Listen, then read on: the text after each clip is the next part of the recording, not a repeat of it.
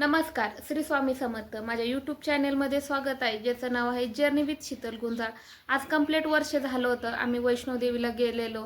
आज दर्शन करून मागं फिरलो होतो आणि तेव्हाच येताना ठरवलं की जर देवीने जर बोलावलं तर आम्ही परत येऊ.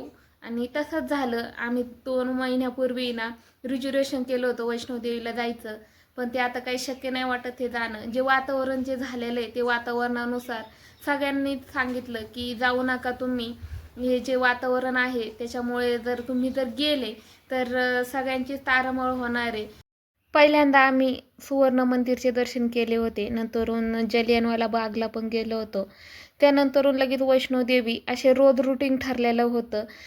रिजर्वेशन पण त्याचनुसार होतं, त्याच्यामुळे रोज एक एक देवाचे दर्शन करीत होतो.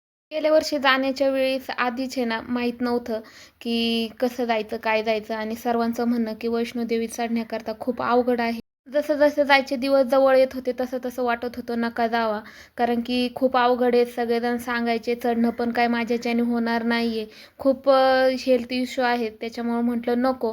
पण कारभारी म्हटले चल मी आहे ना तुझ्या संग. मग काय गेलो.